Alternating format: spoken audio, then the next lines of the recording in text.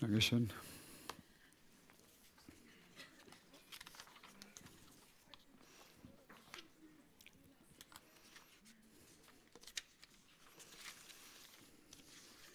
Ja, guten Morgen. Herzlich willkommen in der Sommerzeit. Die gute Nachricht ist, im Oktober kriegen wir die Stunde wieder. Ne?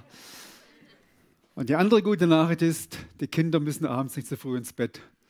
Zur Freude der Eltern. Déjà-vu. Okay. Ja, schön, dass ihr es geschafft habt.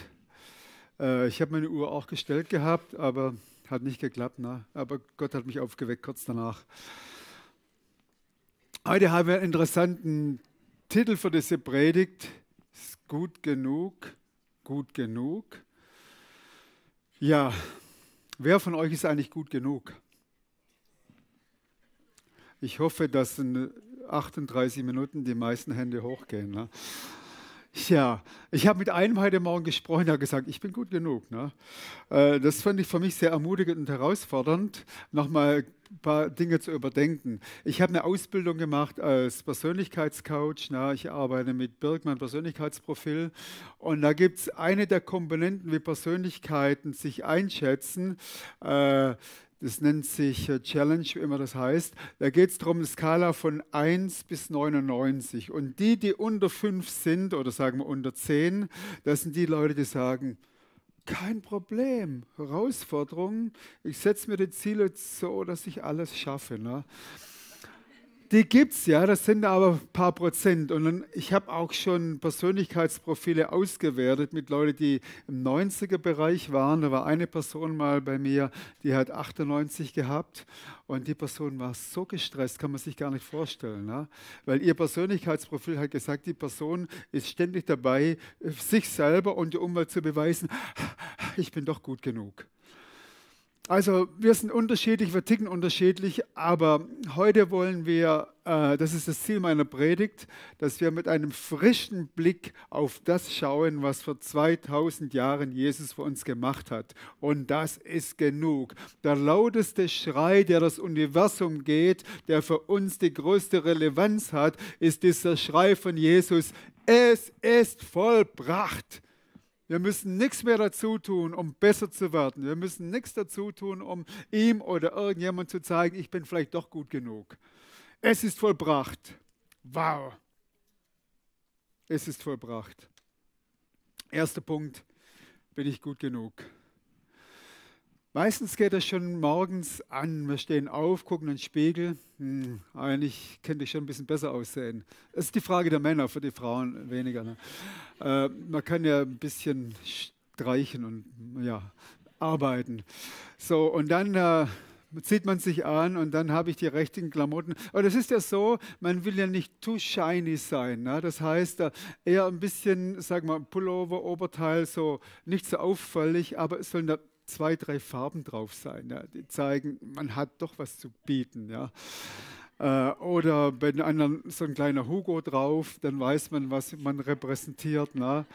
Aber dann auch wieder nicht zu in den Vordergrund treten. Man will ja nicht in der Schweizer Kultur auch zu sehr auffallen. Ne. Wir sind ja keine Amerikaner und keine Latinos. Ja, sorry, ich will niemand zu nahe treten, aber was meinst du dazu? Auf jeden Fall, ich denke, diese Art von Fragen stellen wir uns doch gelegentlich. Ne? Und dann gehen wir aus dem Haus und ja, in der Schweiz fahren die meisten mit ÖVs, aber es gibt solche, die fahren auch noch keine ÖVs oder noch nicht oder nicht mehr. Und die haben dann ihr Gefährt und dann ist der auch wichtig, ne? Stern, auf den ich schaue, oder ist der auch schon überholt heutzutage. Ne? Es gibt ja dieses andere Zeichen, ne, wo man dann das Auto gar nicht mehr hört, weil man in 3 Sekunden den Rücken wieder gerade biegt. Ne? Ja, das heißt, die Frage, bin ich gut genug, aber ich will auch nicht zu gut sein, das nimmt doch einen gewissen Teil unseres Lebens ein. Ist es so? Okay, dann dürft ihr weiter schlafen. Ne? Die eine Stunde, die euch gestohlen wurde, dann predige ich zu 2, 3, die es nicht zugeben, aber für das vielleicht doch relevant ist. Es gibt verschiedene Lebensbereiche, wo wir uns diese Frage immer wieder mal stellen. Und es gibt auch für Lebensphasen. Ich nenne jetzt mal so Lebensbereiche, Partnersuche. Bin ich gut genug, damit ich eine Frau finde? Bin ich gut genug als Frau, damit ich auffalle, damit ich ausgewählt werde? Dann Erziehungsfragen. Es gibt wahrscheinlich wenig Lebensbereiche, wo Eltern sagen können, alles richtig gemacht. Als wir jung waren, das ist schon ein paar Jahre her, haben wir in unserer Community, wo wir gelebt haben, ein Leiter-Ehepaar gehabt aus Neuseeland. Und wir waren echt beeindruckt, wie sie ihre Kinder erzogen haben. Und wir haben ihn dann gefragt, ja, Keith, wie macht ihr das? Er sagt einfach Gnade. Ne? Weil in der Erziehung ist es wahrscheinlich so, dass man gelegentlich Fehler macht. Ne? Welche Eltern, die hier sitzen, haben bisher alles richtig gemacht? Da hinten, yeah! Wie viele Kinder hast du großgezogen? 5. Du, ich frage mal dein Baby, das ist jetzt 3 Wochen alt, ne? Wurde es immer zur richtigen Zeit gestillt? Wurden die Windeln fachmännisch gewechselt oder lief das alles? Ja, und das erste Problem, du hast mir gesagt, das Kind wird Freitagmittag geboren, 15 Uhr, ne? Kam 2 Wochen später, ne? Schon mal der erste Fehler gemacht, der Mutter, ne? Hat es zu lange festgehalten. Tja, aber ehrlich gesagt, wir haben 3 Kinder und die sind gerne mit uns zusammen und wir können auch lachen zusammen über Dinge, die wir heute nicht mehr so machen würden in unserer Erziehung. Und sie sagen, ach Papa, Mama, forget it, ne? Wir sind ja alles nur Menschen. Und ich denke, die Tatsache, dass wir Fehler machen, dass wir nicht gut genug sind, macht irgendetwas mit uns. Sagen wir, wenn wir Kinder haben, Teenageralter, die dann sich zurückziehen, die uns kritisieren, macht es was mit uns? Hier sind erfahrene Eltern, Großeltern, Sippenhäupter, ne? Ihr könnt es auch bestätigen, so ist es. Ne? Das heißt, wir werden immer wieder mit der Frage konfrontiert. Was ich auch festgestellt habe, Karriere macht man meistens auch nicht alles so perfekt. Ne? Oder dann, es gibt wichtige Lebensphasen. Mit vielen Leuten, wo ich rede, mit denen ich mich beschäftigt habe, ist so diese Lebensphase 18, 22, da werden nochmal ganz wichtige Entscheidungen gefällt. Ne? Da geht es dann darum, welche Karriere, Ausbildung, da geht es dann darum, Partnerschaften, all Dinge. Das sind so Phasen, wo man ganz wichtig macht. Ich habe kürzlich mit jemandem gesprochen, hier in der Gemeinde, 40er Jahre. Ja, jetzt muss ich mir wirklich überlegen, Karriere, Familie, Karriere, total faszinierend. Das macht mir Spaß, erfüllt und ich habe viel Erfolg und verdiene auch was dabei. Aber ich habe auch noch eine Familie. Ne? Wo gehe ich weiter? Das heißt, wir haben immer wieder Situationen im Leben, wo man weiß, hoppla, man kann es so oder so machen. Ich muss Entscheidungen fällen. Bin ich gut genug? Vielleicht die richtigen Entscheidungen. Und dann, wenn Leute mal in mein Alter kommen, fortgeschrittenes, reifes Lebensalter, dann ist es ja nicht so, dass man aufhört zu denken, ne? Sondern dann weiß man, die Uhr tickt. Das weiß man mit 30 noch nicht so, ne? Aber sagen wir, in dem Alter, wo vorne eine 6 dran ist, dann hört man die Uhr ticken und denkt, aber ich bin trotzdem noch jung genug, ich kann ja noch was machen, aber ich will jetzt keine großen falschen Entscheidungen fällen. Ne? Das heißt, fälle ich die richtigen Entscheidungen? Bin ich gut genug? Mache ich es richtig? Wir haben im Leben immer wieder solche Situationen, wo wir uns selber überprüfen, ob wir Entscheidungen fällen müssen. Und ich habe gestern jemanden gehört im Auto, ein amerikanischer Preacher, der gesagt hat, wenn wir nicht intentional unser Leben von Gott gestalten lassen, dann macht der Zufall das, was um uns herum passiert, nicht intentional, nicht absichtlich, das, was wir nicht unbedingt wollen. In anderen Worten, wir sind herausgefordert, eingeladen, bewusst, intentional Entscheidungen zu fällen, die wir dann eines Tages, wenn der Film ganz abgelaufen hier ist, dass wir sagen können, bei allen Fehlern, die ich gemacht habe, irgendwo bin ich dankbar, dass Gott mir geholfen hat, die richtigen Entscheidungen zu fällen. Und wenn ich Fehler gemacht habe, das ändert Gottes Meinung nicht über mich. Gott liebt mich und Gott ist gut. Bin ich gut genug? Es gibt eigentlich im Leben einen Hauptkampf, geliebt versus abgelehnt. Na, wenn wir die nächste Folie bitte zeigen können. Das Sicherste, was es im Leben gibt, und ich stellt euch mal vor, ich habe hier einen roten Teppich. Na? Und der rote Teppich ist geliebt, sicher. Ich bin geliebt, ich bin bei mir zu Hause, ich bin bei Gott zu Hause, ich bin beziehungsfähig, weil ich weiß, ich bin geliebt. Auf der Seite der schwarze Teppich, abgelehnt. Wer von euch wurde noch nie im Leben abgelehnt? Hände hoch, bitte. Okay, Ablehnung. Ich kenne verschiedene Leute. Ich kenne eine Familie, 2 Töchter, die ältere benachteiligt, die kleine bevorzugt. Du bist hübscher, du bist cleverer, du bist besser, du bist geliebter. Was macht es mit der anderen Person? Ich bin Second-Class Family Member, na, zweitklassige Familienmember. Oder Ablehnung. Wir haben bei uns in der Familie eine damals junge Frau aufgenommen, die hat 18 Jahre im Waisenhaus gelebt. Sie wusste fast gar nicht, wie die Welt außerhalb aussah. Das heißt, es war noch zu kommunistischen Zeiten, die waren eingepfercht. Und mit 18 hat sie, ID-Card, Ausweis gekriegt und wurde auf die Straße gestellt. Einfach, jetzt bist du 18. Und sie hat ja keine Ahnung gehabt. Aber dort war eine Adresse drauf von einer Frau, die sie geboren hat. Ne? Die hat sie 2, 3 Mal im Leben gesehen gehabt. Ihre Mutter hatte 7 Kinder von 3 oder 4 Männern. Und als sie nicht auf der Straße leben wollte, ist sie zu der Frau hin, die ihre biologische Mutter ist, ne? Die natürlich kein großes Interesse hat, dass das Kind plötzlich wieder auftaucht. Ich hatte es ja losgehabt. Ne? Sie war ja im Waisenhaus. Und plötzlich war sie wieder da, weil sie 18 war. Und dann ist sie bei uns in der Gemeinde gelandet, durch Nachbarn. Und dann haben wir gesagt, okay, wir nehmen sie auf. Sie kann mit uns mitleben. Und es war dann ein Prozess. Am Anfang, als ich in die Küche reinkam, als sie in der Küche war, ist sie meistens zusammengezuckt. Ne? So, oh je, was kommt jetzt gleich? Was passiert mit mir? Und es hat dann Monate gedauert, bis sie eigentlich vor mir keine Angst mehr hatte.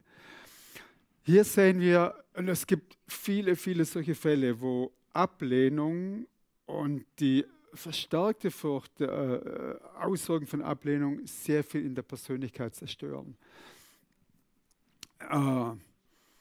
Wer von euch ist mit Geschwistern aufgewachsen? Die meisten von uns. Ne? Und wie ist es, wenn wir Geschwister haben, werden wir immer alle gleich behandelt? Macht das was mit uns?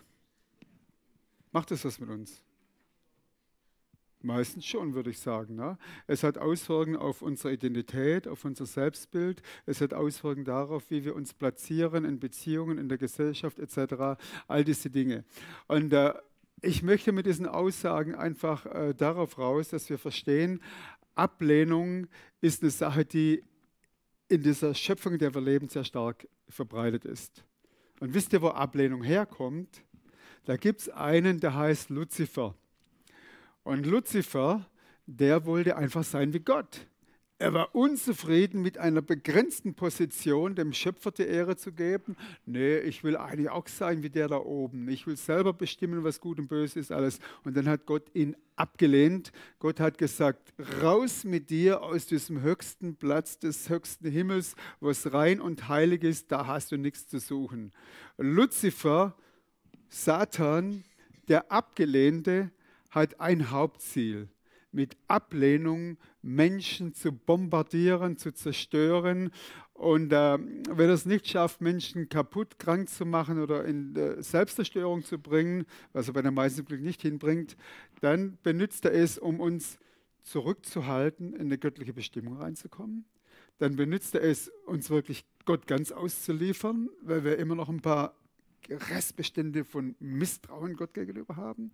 Oder er bringt uns ein Verhalten bei, das sehr stark mit Kompensation behaftet ist. Also ihr habt jetzt hier bei der Folie, Ablehnung ist eine Verletzung, da ist ein Pfeil, der unsere Person trifft. Und wenn wir diesen Pfeil nicht filtern und dann rausziehen, dann bleibt in uns ein Gedanke, ich bin doch nicht so wertvoll wie der andere. Ich bin doch nicht gut genug, damit mein Chef mich promoviert. Ich bin doch nicht gut genug, um die beste Partnerin zu finden. Ich bin doch nicht gut genug, um den besten Mann zu finden. Ich bin doch nicht gut genug, um Kinder gut zu erziehen. All diese negativen Gedanken der Ablehnung, die machen was mit uns. Es ist ein Liebesdefizit. Und mit Liebesdefizit kann man nicht leicht leben. Liebesdefizit ist wie ein permanenter Schmerz, den wir irgendwie füllen müssen, entweder durch, ich nenne es mal, kompensieren. Das heißt, ich zeige es denen doch, dass ich gut genug bin. Ich zeige es ihnen doch, ich werde mich jetzt so gut entwickeln, dass ich alle anderen neben mir wirklich ausschalte und platt mache. Oder ich werde mich so stylen, dass jeder sieht, ich bin doch der Hübscheste. Oder ich werde mir so einen moralischen Standard zulegen, dass alle anderen eigentlich sehen, was ist das für eine gute Person, was hat diese Person für einen Charakter. Um diese Charaktereigenschaft, da verblassen alle anderen. Das ist auch eine Art von Kompensation, mit der wir uns oder anderen beweisen müssen, ich bin doch gut, bin ich gut genug. Und dieses Kompensieren ist nicht der Weg zur Freiheit, sondern ist der Weg zur Knechtschaft.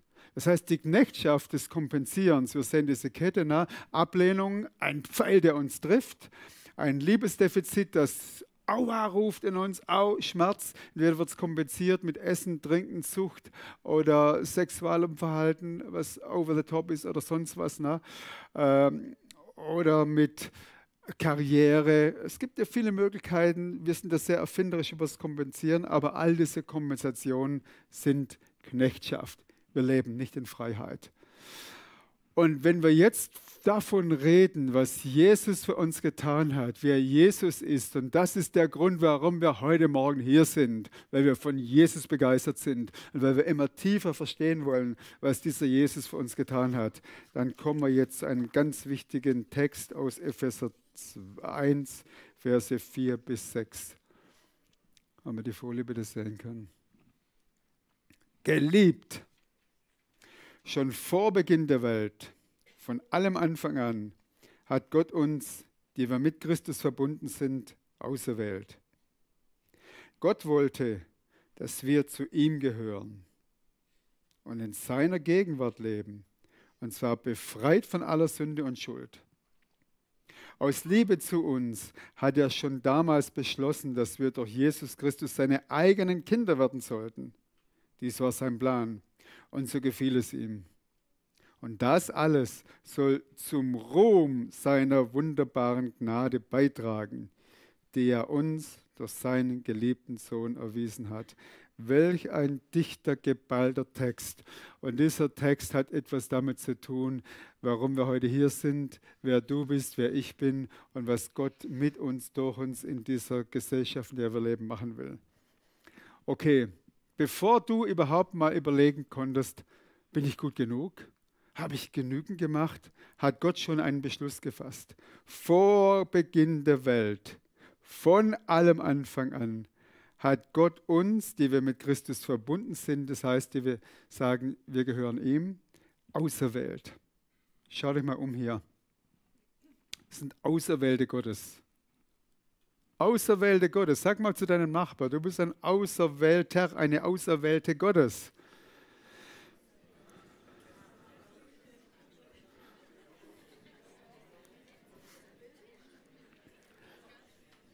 Das Ziel meiner Predigt heute ist, dass wir alle weggehen von hier mit diesem göttlichen Bewusstsein. Ich bin von Gott auserwählt, ich bin gut genug. Und weil ich gut genug bin, kann er mit mir und durch mich Geschichte machen.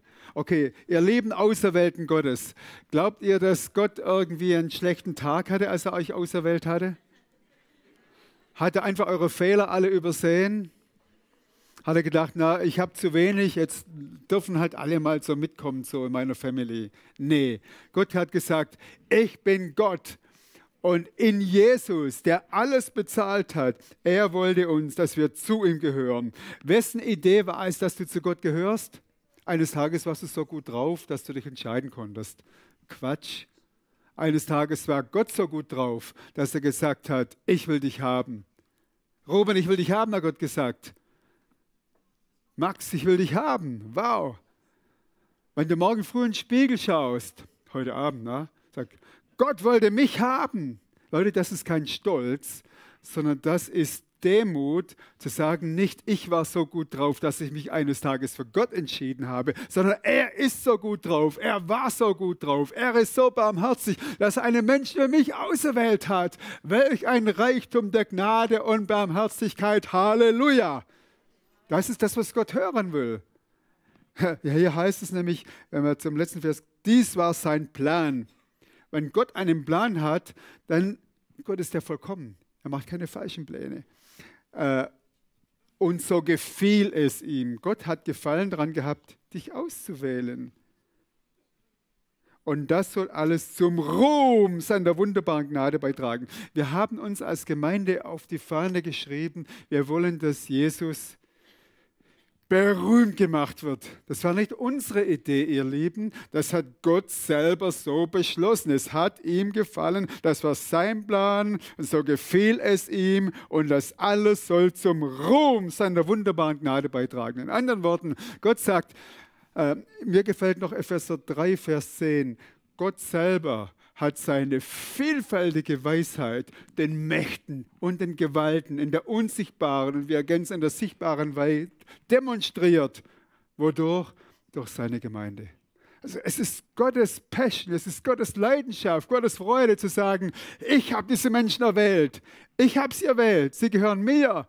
Und alles, was notwendig ist, dass sie zu meiner Familie gehören, habe ich in Jesus erfüllt. Ich habe sie gewählt. Und deshalb, Jesus hat den Weg geschaffen. Deshalb soll mein Name und der Name von Jesus gerühmt werden. Wenn wir hier zusammen sind und Lieder singen, dann singen wir nicht Lieder, dass wir ein Vorprogramm vor der Predigt haben, dass der Einstieg nicht so steil ist, sondern wir sitzen hier, wir singen Lieder, um den König aller Könige zu rühmen, weil er es wert ist. Und wisst ihr, was wir in der Ewigkeit tun? Hoho, hoho, ho. Hoho, hoho. Da werden wir viel singen, da werden wir lang singen, da wird es niemand langweilig werden, weil wir ihn sehen, wie er ist und weil wir dem König zujubeln und sagen, würdig bist du Lamm Gottes. Und dieser Lobpreis hat schon angefangen. Ne? Lest mal Offenbarung 5 und 7, da stehen sie, die Engel und die Cherubim und die Ältesten, die legen ihre Thronen nieder und sagen, würdig, würdig bist du Lamm Gottes. Frage, wann steigen wir in diesen Chor ein? Heute. Heute ist der Tag des Heils. Ne? Und das ist nicht, wir machen eine neue Kultur hier, wir machen einen neuen Stil. Nee, wir sind einfach normal. Ehrlich, das ist die Normalität des neuen Bundes, dass wir verstehen, wir sind auserwählt. Und weil wir auserwählt sind und wissen, wer wir eigentlich sind. Hohoho, wer hätte schon mich auserwählt, Leute? Nur die mich nicht kennen würden. Wer hätte dich auserwählt, Ruben? Gott selber, ne? Weil er wusste, wie gut du bist. Ne? Jeder, der sich selber kennt, kann nur sagen, Gott, ich staune, dass du mich auserwählt hast.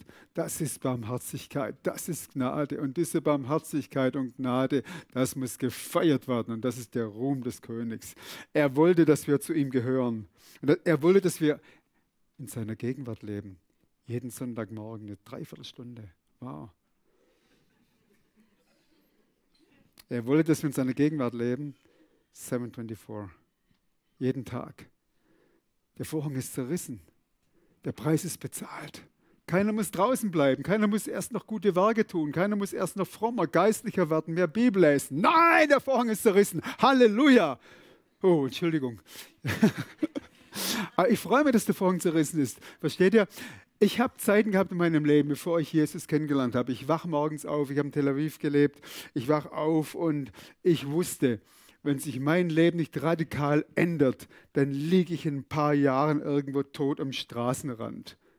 Und dieser Gedanke war shocking, ich war 22 Jahre alt. Wer würde für mich noch auch einen Pfennig damals, einen Schekel setzen? Mein Leben war nicht mehr viel wert. Und Gott hat gesagt, ich wähle dich jetzt raus aus diesem Sumpf. Und ich sage, danke Jesus, du hast mich rausgeholt aus Sumpf und Verlorenheit und Sinnlosigkeit. Danke, danke, danke Jesus.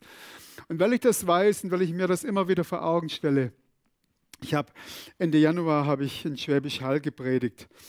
Schwäbisch Hall ist eine Stadt in Süddeutschland, schöne Altstadt. Und da habe ich mit die dunkelsten Zeit meines Lebens verbracht. Ne? Das heißt, das war die Zeit vor meiner Bekehrung. Ich habe viele Dummheiten gemacht. Und dann war ich in einer Gemeinde eingeladen, 200 Meter weg Luftlinie von dem Gebäude, wo ich im Kindergarten gearbeitet habe. Ich habe Kinder verwöhnt, ich habe Kinder verwirrt. Ne? Weil das war meine Philosophie damals, Freiheit. Ne? Die sind zum Fenster raus, die haben in die Ecke gepinkelt, die Kinder waren frei. Und als ich dann gesagt habe, Zeit zum Aufräumen, haben gesagt, wer bist du, dass du uns was sagst, was wir zu tun haben. Und dann habe ich gemerkt, oh, ich bin auf dem Holzweg. Also das war so diese Jahre in Schwäbisch Hall, wo ich gemerkt habe, Mann, ich habe so viele blöde Sachen gemacht. Ne? Und dann bin ich vor die Gebäude hingefahren. Ich sage, oh Gott, wie habe ich damals gelebt? Dann bin ich zu dem Gebäude hingefahren, wo ich gelebt habe. Es war keine gute Zeit. Oh Gott, danke, wo du mich rausgeholt hast.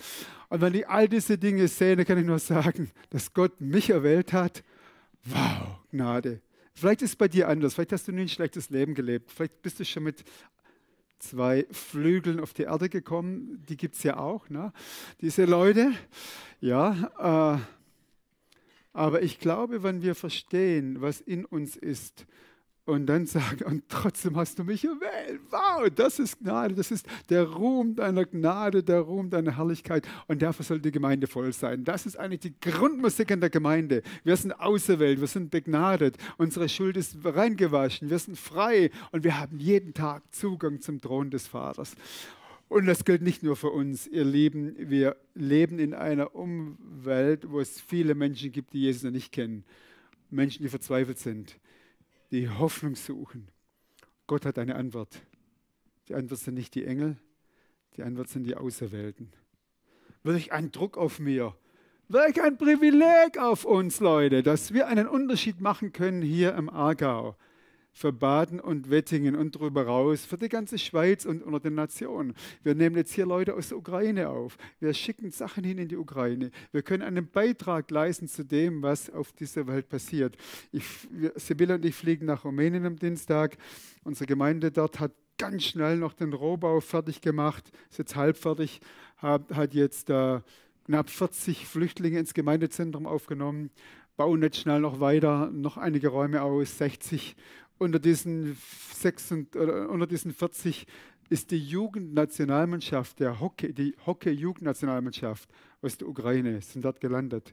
Und ich sage, Daniel, was macht ihr mit denen? Beziehungen bauen, sie lieben, sie kommen am Sonntag in den Gottesdienst. Und ich denke, das ist in einer Zeit, wo wir so viele Möglichkeiten haben, ne, dass wir einen Unterschied machen können auf diesem Planeten. Wir, die Auserwählten. Und die Tatsache, dass wir auserwählt sind, das behalten wir nicht für uns und passen auf, dass uns das niemand wegnimmt. Nee, er hat uns befreit von Sünde und Schuld. Wir haben Zugang. Aus Liebe zu uns hat er damals beschlossen, göttlicher Beschluss. Leute, wer kann Gottes Beschluss rückgängig machen? Niemand, nicht mal unsere Sünde, Leute. Gottes Beschluss steht fest. Ich habe euch erwählt. Ihr seid meine Kinder. Und jetzt lebt als meine Kinder. Lebt als die Auserwählten. Lebt als die Privilegierten. Adel verpflichtet. Ihr seid Adlige. Ihr seid die Kinder des Königs. Ihr habt blaues Blut. Es gehört dem König. Und ihr habt das Privileg, den König zu repräsentieren. Geliebt. Und jetzt gibt es dafür eine historische Grundlage. Ich fühle es nicht immer, dass ich auserwählt bin. Ich weiß nicht, wie es euch geht. Fühlt ihr das immer? Silvia, du bist ja Worship-Leader, du fühlst es auch nicht immer. Ne? Und deshalb ist es gut, dass wir auf das Kreuz schauen. Und einer der stärksten Verse, die ich gefunden habe, das hat mein Leben vor schon ein paar Jahre her sehr stark betroffen. Dieser Vers aus Hebräer 10, 12 und 14. Christus dagegen hat ein einziges Opfer für alle Sünden gebracht. Jetzt sitzt er für immer auf dem Ehrenplatz an der rechten Seite Gottes. Wow. Der Vater hat gesagt, Jesus, ich ehre dich. Ich gebe dir den höchsten Platz. Alle Nationen werden dir zujubeln. Die Nationen sind dein Erbe. Die Enden der Erde sind dein Besitz. Jesus, mein Sohn, sagt der Vater, weil du die himmlische Herrlichkeit zurückgelassen hast, weil du das enge Korsett des menschlichen Lebens angezogen hast, weil du Diener, Sklave, Opferlamm geworden bist. Jesus, gebe ich dir den Namen. Und jedes Knie wird sich beugen, jede Zunge wird bekennen. Wisst ihr, dass diese Weltgeschichte eine Zukunft hat? Es ist nicht der Zerfall. Es wird noch vieles Negative kommen. Aber das Eigentliche ist, Jesus, meine Zunge bekennt, du bist der Herr aller Herren. Du bist der König aller Könige. Ich bete dich an. Und wir als Auserwählte, wir dürfen das heute schon. Und viele werden das noch tun. Und dann wird es die Kategorie geben, die jetzt sagt, wer ist dieser Gott, wenn er wiederkommt in den Wolken. Wenn wir alle, wie immer das sein wird, alle werden sehen seine durchbohrten Hände, seine durchstochenen Seiten. Und dann werden die Knie sich beugen und sagen, wir waren auf dem Holzweg. Wir bekennen. Und dann werden Hitler und Stalin und ähnliche Figuren werden bekennen, Jesus, du bist Herr.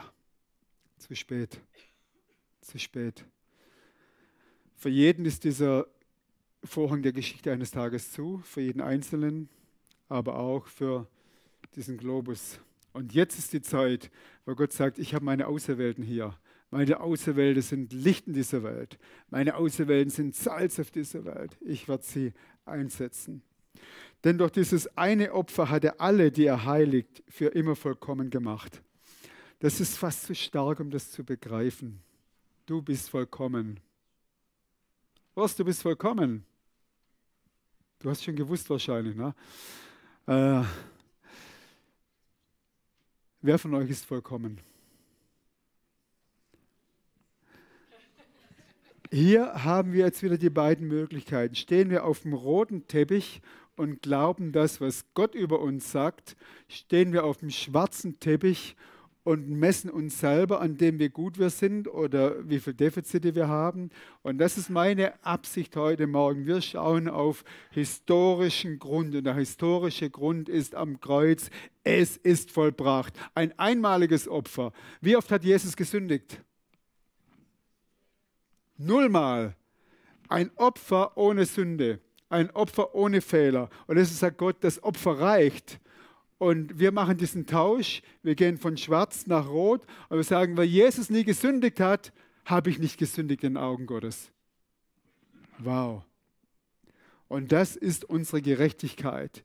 Wir haben nicht eine halbe Gerechtigkeit, so wir sind jetzt nicht weiß, wir sind grau, vorhin war es schwarz, jetzt sind wir grau, weil wir halt ein bisschen besser leben. Wir gehen sonntags in die Kirche und wir gehen den Zehnten, jetzt sind wir halt grau. Nein, wir haben auf unser Vertrauen auf das Kreuz gesetzt. Mit einem einmaligen Opfer hat er alle, die er heiligt, für immer vollkommen gemacht. Und jetzt ist die Frage, was heißt es, die er heiligt? Das hebräische Wort Kadosh heißt zur Seite setzen. In anderen Worten, wir sind Heilige. Das ist eine Position, die Jesus uns geschenkt hat. Heilig sein ist nicht gleich mit in der Heiligung leben. Die Position, die er uns geschenkt hat, du bist heilig, heißt, ich bin jetzt auf dem roten Teppich. Das Blut von Jesus hat für alle meine Schuld bezahlt. Ein einmaliges, vollkommenes Opfer. Ich bin heilig. Ich bin von Gott zur Seite gestellt für seine Pläne. Ich bin auserwählt. Ich bin heilig. Und du kannst morgen nicht heiliger sein als heute. Aber du liest viel Bibel.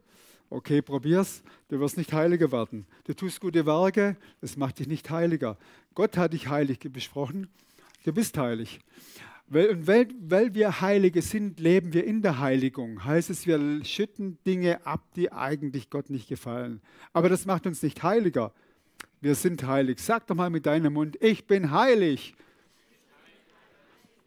Und wer das nicht sagen kann, der hat nicht kapiert, was im Kreuz geschehen ist. Der beleidigt Gott. Ne? Das ist so, wenn du sagst, ich bin nicht heilig, dann sagst du zu Jesus, naja, du hast ja schon einen hohen Preis bezahlt, aber ich muss ja noch was dazu tun. Schwäbische Version des Evangeliums. Ne? Ich muss ja auch noch was dazu beitragen. Oder Schweizer Form. Okay, das volle Evangelium auf dem roten Teppich, er hat alles gemacht. Mit einem einmaligen Opfer hat er alle, die er heiligt, das heißt, die er zur Seite gesetzt hat, die er in Jesus auserwählt hat, die hat er vollkommen gemacht. Jetzt wird es spannend. Wer von euch ist vollkommen? Wer von euch hat letzte Woche einen Fehler gemacht? Okay, vollkommen sein heißt nicht, dass wir keine Fehler machen. Vollkommen sein heißt, dass wir Gott glauben, dass er uns mit dieser Brille Jesus anschaut. Ne? Vollkommen sein heißt, ja, alles, was in meinem Leben Defizit war, er hat diesen Weg geschaffen. Er hat den Vorhang zerrissen. Ich habe Zugang zum Vater. Und auf dieser Erde lebe ich als Auserwählter, zur Seite gesetzt. Ich lebe zur Gottes Bestimmung. Ich bin Mensch, ich mache Fehler. Aber Gott ist nicht den ganzen Tag mit der Liste da und hält mir meine Fehler vor, sondern Gott sagt, ich sehe dich durch Jesus. Ich habe dich erwählt. Du bist heilig. Du gehörst mir. Du bist adlig. Du hast blaues Blut. Du repräsentierst mich. Und das ist das, was am Kreuz geschehen ist. So sind wir vollkommen gemacht. Vollkommen, das heißt, ich muss mir nicht noch mehr Mühe geben, geistlicher besser zu sein. Da gibt es keinen Platz für Druck und Stress. Das ist der Weg zur Freiheit. Und jetzt zum Abschluss will ich euch noch 5 Schritte bringen. Wie leben wir darin? Den Tausch am Kreuz verstehen und anwenden. Erster Punkt, Ablehnung anerkennen. Um frei zu werden von diesen Defiziten und von Kompensationsknechtschaft, ist es wichtig zu sagen, ja, ich wurde abgelehnt. Ja, in meiner Familie wurden anderen bevorzugt. Ja, in der Karriere lief es nicht so. Was immer es ist, wo du dich abgelehnt fühlst, von Menschen, von dir selber, Family, steh dazu. Zweitens, vergeb denen, die dich abgelehnt haben. Ich habe eine Story gelesen von ein paar Tagen, da war dieser Mann, der seinen Eltern gegenüber sehr verbittert war. Und dann hat er, seine Eltern waren schon tot. Und dann hat er gemerkt, diese Bitterkeit, diese Ablehnung, die Eltern haben ihn fertig gemacht. Du kannst es nicht, du schaffst es nicht, aus dir wird nie wachsen. Eltern waren tot. Er fuhr zu dem Friedhof, wo seine Eltern beerdigt waren, ist ins Grab gekniet seiner Eltern und hat gesagt, Vater im Himmel, ich vergebe meinem Vater. Das und das und das und das hat er mir zugefügt. Das sind reale Schmerzen, das sind reale Verletzungen. Vater, das hat meinem Leben viel zerstört. Aber ich zerreiße diesen Schuldbrief. Ich habe keinen Anklagebrief mehr gegen meine Eltern. Hat über eine Stunde gedauert. Er kam raus aus dem Friedhof. Seine Frau war im Auto. Seine Frau sagt, ich habe einen neuen Mann gekriegt. Diese ganze Bitterkeit, diese ganze Liste von Anklage, von Ablehnung und Rachegedanken war zerrissen. Gott macht uns frei. Das heißt, dieses Vollkommensein heißt, dass er uns die Möglichkeit gibt, diesen ganzen Ballast loszukriegen. 3. Schritt, negative Frucht der Ablehnung abschneiden. Die negative Frucht der Ablehnung ist das, was wir als Kompensation entwickelt haben. Ich bin jetzt so einen tollen Charakter, dass alle sehen können, ich bin doch besser und ich lasse sie auch spüren. Ich kann auch ein bisschen richten manchmal. Oder Frucht der Ablehnung. Ich nehme immer den ersten Platz ein. Frucht der Ablehnung, äußeres Erscheinungsbild, Karriere, Geld, whatever. Und was immer bei uns gewachsen ist, ist letztendlich ein Ballast, der uns hindert.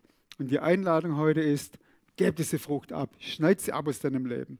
Weil das sind jetzt Themen, da können wir ein ganzes 3-Tage-Seminar machen.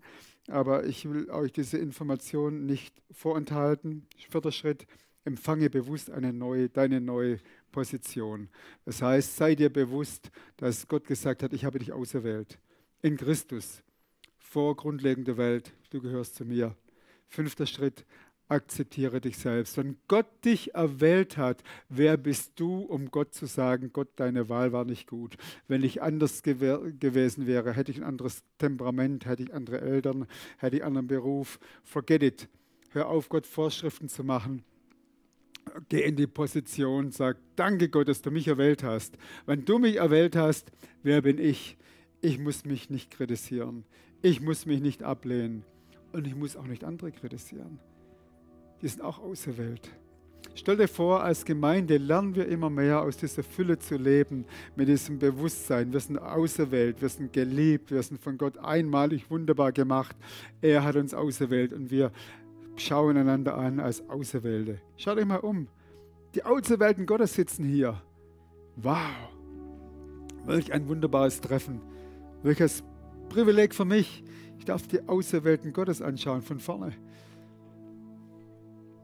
Und die Auserwählten Gottes gehen nachher hier weg und sie gehen die anderen 6 Tage der Woche durch diese Region und sagen, in dieser Region gibt es einen Unterschied. Die Auserwählten Gottes sind hier. Sie sind nicht besser, aber sie verstehen den Reichtum der Gnade. Und das ist der größte Reichtum, den es gibt. Gottes Barmherzigkeit. So viel für heute. Ich würde noch gerne zum Schluss beten für uns. Ihr dürft gerne dazu aufstehen.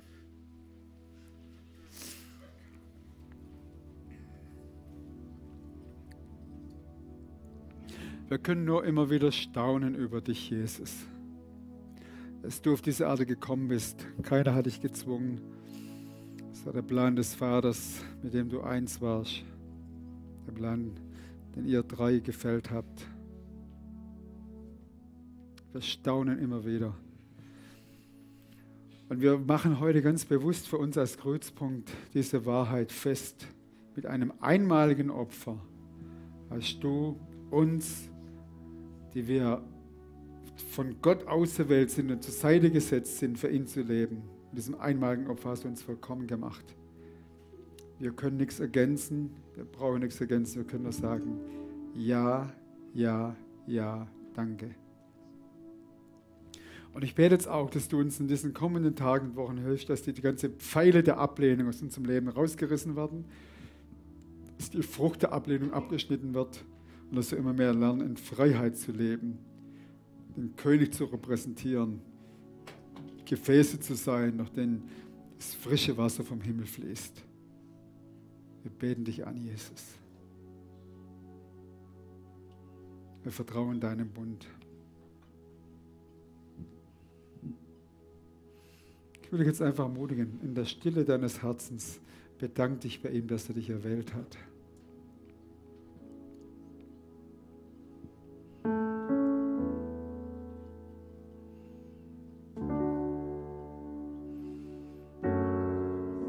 Und es ist so, dass du ein neues Gewand anziehen kannst und sagen, ich bin der Erwählte, die Erwählte Gottes. Danke für dein Blut, Jesus. Und mit der Erwählung hat er deinem Leben Sinn gegeben, Bedeutung, Erfüllung. Dein Leben hat Sinn. Mess es nicht, vergleich dich nicht mit anderen Leuten. Gott hat einmalige Dinge für dich vorbereitet. Hör auf, dich zu vergleichen. Dreh das dem Schatten heraus, wo du verglichen wurdest.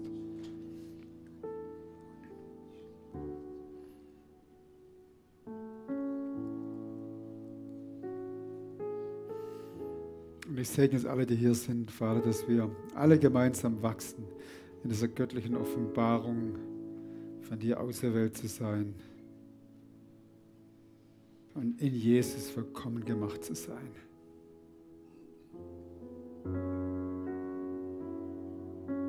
Gekrönt mit Gnade und Barmherzigkeit, damit Jesus gerühmt wird.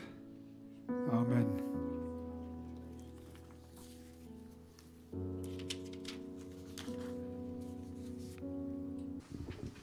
Ja, danke, Hermann. Dir merkt man heute nicht an, dass du eine Stunde weniger geschlafen hast. Definitiv nicht. Gell, nimm doch mal kurz Applaus. Ich glaube, die Predigt war wirklich gut genug für uns alle, um zu sehen, er hat es vollbracht. Wir dürfen von hier hin auf den roten Teppich überstehen Und wenn du vielleicht auch an dem Punkt bist und das noch möchtest festmachen, dann nutze doch noch unser Gebetsteam auf der Seite ist, geh doch noch dorthin und geh nicht heim, ohne die Chance genutzt zu haben. Yes, wir sind in der Serie Rettung. Perfekt, wenn wir so ein bisschen Richtung Ostern schauen. Und wir haben ein grosses Päckchen für euch. Und zwar ein paar Ansagen, die ihr mitnehmen müsst, aber ein paar ganz coole Sachen. Und zwar am 14. am Donnerstag wird ein Pessachfest sein. Wenn ihr das noch nie erlebt habt, ist das eure Möglichkeit, das hier quasi traditionell so richtig mal zu erleben. Alle wichtigen Infos dazu findest du auf der Homepage. Ihr müsst euch unbedingt anmelden, weil das braucht einiges an Vorbereitung. Aber nutzt die Möglichkeit wirklich, wenn ihr das noch nie erlebt habt, das mal live so richtig mitzuerleben. Kinder könnt ihr mitnehmen, es gibt irgendeine Betreuung, das wird alles geregelt, es gibt Essen, also von dem her einfach kommen. Gerade am Freitag drauf, am Karfreitag, geht es dann weiter. Es gibt dort eine Predigt vom, jetzt muss ich selber spicken, steht nicht mal drauf, Mist, vom Victor, vom Vater von der Dabrina. Und am Sonntag haben wir gerade nochmal einen Gastprediger, beides mal ein Top-Thema. Wir sind also wirklich verwöhnt. Und um das Ganze abzurunden, könnt ihr vom 9. April her unten noch eine Kunstausstellung besuchen, aussen im Foyer, also wenn ihr rausgeht, in diesem Aussenbereich. Dort ist etwas vorbereitet zum Kreuzweg. Ihr könnt das alleine besuchen, ihr könnt das auch als Kleingruppe besuchen. Und wenn ihr zudem noch eine Einführung möchtet, könnt ihr euch bei der Lise Meder melden. Also jetzt sind wir auch noch versorgt. Ich glaube, vom 9. bis zum 30. April kann man das hier unten bewundern. Ihr seht, ihr habt ein gutes Päckchen für ganz Ostern, das euch begleitet. Und wenn wir dann noch ein bisschen weiter schauen, Richtung Pfingsten, das ist ja dann im Juni, dann gibt es ein weiteres Highlight. Ich weiß nicht, die vor 3 Jahren, müsste das etwa gewesen sein, am Gemeindewochenende waren, die wissen, was das heisst. Es ist eine mega coole Zeit. Wir gehen als ganze Gemeinde her, haben viel Freizeit, shooten zusammen, gehen uns ein bisschen Skibeinen, haben aber auch guten Worship, gute Inputs, die Kinder haben Spass. Und wir gehen an einen mega coolen Ort, das ist in Blaubeuren. Wenn ihr mal das Hotel anschaut, das ist wirklich top. Also von dem her, das dürft ihr euch wirklich nicht entgehen lassen. Wir sind angemeldet, kommt doch mit, das wird sicher mega cool. Yes. Und jetzt sind wir am Ende. Bevor ihr heimgeht, nutzt nachher noch die Chance, mit der Person zu reden, die ihr ganz am Anfang vielleicht Hallo gesagt habt und noch nicht so gut kennt. Wechselt noch 1-2 Worte mit der. Und jetzt lasst uns doch alle zusammen aufstehen, dann segne ich euch noch für die kommende Woche. Vater, ich danke dir für diese Message. Du hast es vollbracht, du hast uns auserwählt. Und in diesem Glauben wollen wir auch in die kommende Woche gehen, dass du uns segnest, stärkst und begleitest. Amen.